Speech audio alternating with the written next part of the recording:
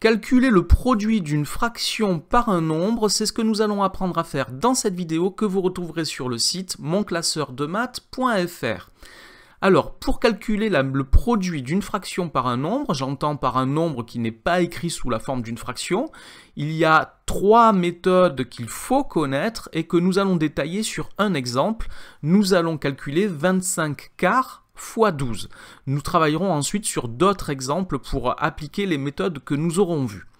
Alors, la première des méthodes consiste à se dire que 25 quarts, c'est donc l'écriture fractionnaire d'un nombre, et ce nombre a aussi une écriture décimale. Donc, on va remplacer l'écriture fractionnaire 25 quarts par l'écriture décimale. En effet, 25 quarts, c'est le quotient de 25 par 4, c'est-à-dire que 25 quarts est égal à 25 divisé par 4, c'est-à-dire 6,25. Je peux donc écrire que 25 quarts fois 12 est égal à 6,25 fois 12, et 6,25 fois 12, ça je peux le calculer avec une calculatrice par exemple si je ne sais pas le faire de tête. Mais attention, cette méthode ne peut fonctionner que si le nombre qui est écrit sous forme fractionnaire admet une écriture décimale. Si par exemple j'avais eu 1 tiers à la place de 25 quarts, 1 tiers n'admet pas d'écriture décimale, ça s'écrirait 0,333 avec une infinité de 3, j'aurais pas pu le faire. Donc ici, il faut faire attention, tout quotient ne peut pas s'écrire sous forme décimale, donc cette méthode ne fonctionnera pas à chaque fois. Donc ce calcul-là, 6,25 fois 12, nous donne 75. Donc 25 quarts fois 12 est égal à 75. Nous allons maintenant travailler avec une deuxième méthode. Et on va réfléchir à ce que nous sommes en train de calculer. Quand on calcule 25 quarts fois 12, cela veut dire qu'on prend 12 fois 25 quarts. Nous sommes en train de compter combien il y a de quarts. J'en ai 25 et j'en veux 12 fois plus. J'ai donc en tout 25 fois 12 quarts. D'accord? J'ai 25 quarts et j'en veux 12 fois plus. Je peux donc écrire que 25 quarts fois 12, c'est égal à 25 fois 12 quarts. Alors 25 fois 12, cela fait 300. J'ai donc 300 quarts. 300 quarts, c'est le quotient de 300 par 4 et c'est égal à 75. Évidemment, nous trouvons le même résultat. Nous allons maintenant détailler une troisième méthode et nous allons commencer comme nous venons de le faire, c'est-à-dire que nous allons écrire que 25 quarts fois 12 est égal à 25 fois 12 quarts. 25 fois 12 quarts, je peux écrire que c'est égal à 25 fois 12 quarts.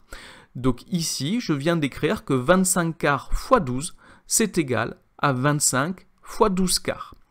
Et ici, cette méthode est pertinente parce que 12 quarts, c'est égal à 3. 12 est divisible par 4 et 12 divisé par 4, ça fait 3.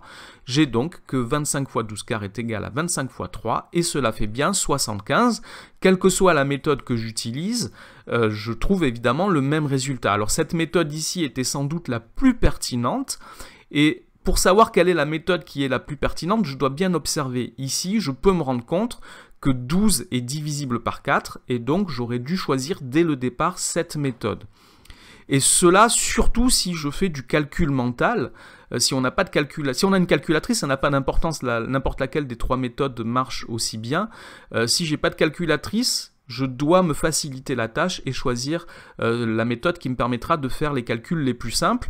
Donc il faut bien que j'observe les deux facteurs, 25 quarts et 12, avant de me lancer dans les calculs. Alors on va travailler sur quelques exemples. Nous allons commencer par calculer 4 tiers fois 15.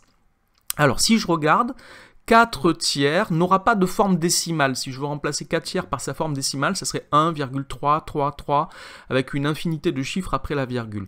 Par contre, 15 est divisible par 3. Alors je vais choisir la dernière des méthodes. Je vais écrire que 4 tiers fois 15, c'est égal à 4 fois 15 tiers. Je suis en train de compter combien il y a de tiers. Il y en a 4 fois 15. Donc je peux écrire que 4 tiers fois 15, c'est égal à 4 fois 15 tiers. 15 tiers, c'est égal à 5. Donc j'ai 4 fois 5 et 4 fois 5, cela fait 20. Deuxième exemple, nous allons calculer 9 sixièmes fois 4. Alors ici, 9 n'est pas divisible par 6 et 4 n'est pas divisible par 6 non plus. Donc je vais utiliser la deuxième méthode. Je suis en train de compter des sixièmes. j'en ai 9 et j'en veux 4 fois plus, j'ai donc 9 fois 4 sixièmes. 9 fois 4, cela fait 36, j'ai donc 36 sixièmes. Et ici, ça tombe bien puisque 36 est divisible par 6 et 36 divisé par 6, cela fait 6. Autre exemple, 5 quatorzièmes fois 7. Alors 5 n'est pas divisible par 14, 7 n'est pas divisible par 14. Alors si vous savez simplifier des fractions, ici on peut se rendre compte que 14 lui est divisible par 7, donc on peut sans doute simplifier ce calcul, mais ce n'est pas l'objet de cette vidéo, donc je vais continuer sans faire la simplification. Donc je vais utiliser la deuxième méthode qui nous dit que 5 quatorzièmes fois 7, c'est égal à 5 fois 7 quatorzièmes, cela donne 35 quatorzièmes. Alors, je vais faire un petit rappel quand même sur les simplifications. Donc ici, 35 n'est pas divisible par 14. Par contre, 35 et 14 sont tous les deux divisibles par 7. Je vous rappelle qu'on obtient un quotient égal en divisant ou en multipliant le numérateur et le dénominateur d'un quotient par un même nombre non nul. Donc ici, je peux diviser le numérateur 35 et le dénominateur 14 par 7, ce qui me donne 5 demi. Et je peux écrire que 5 demi, sa forme décimale est facile à trouver, 5 demi est égal à 2,5. Je peux laisser le résultat sous la forme d'une fraction, 5 demi. Je peux l'écrire sous la forme décimale, 2,5. Il faudra faire attention aux consignes dans les exercices si on veut un résultat sous forme de fraction ou sous forme décimale. Un nouvel exemple, 4 huitièmes fois 142. Alors ici, je peux calculer 4 fois 142 et après diviser par 8, mais attention, 4 fois 142, j'ai pas forcément envie de le faire. Par contre, 4 huitièmes, si j'observe cette fraction, je vois que je peux la simplifier. Je peux la remplacer par sa forme décimale. 4 huitièmes, c'est 1 demi, c'est 0,5. Donc ici, j'ai intérêt à simplifier ou à remplacer 4 huitièmes par sa forme décimale. Donc 4 huitièmes, c'est 1 demi. Et quand je multiplie par 1 demi, cela revient à prendre la moitié du nombre, donc la moitié de 142, c'est 71. Voilà pour le calcul du produit d'une fraction par un nombre. Cette vidéo est maintenant terminée, merci de l'avoir regardée, n'oubliez pas de lui donner un j'aime et de vous abonner à la chaîne. Au revoir.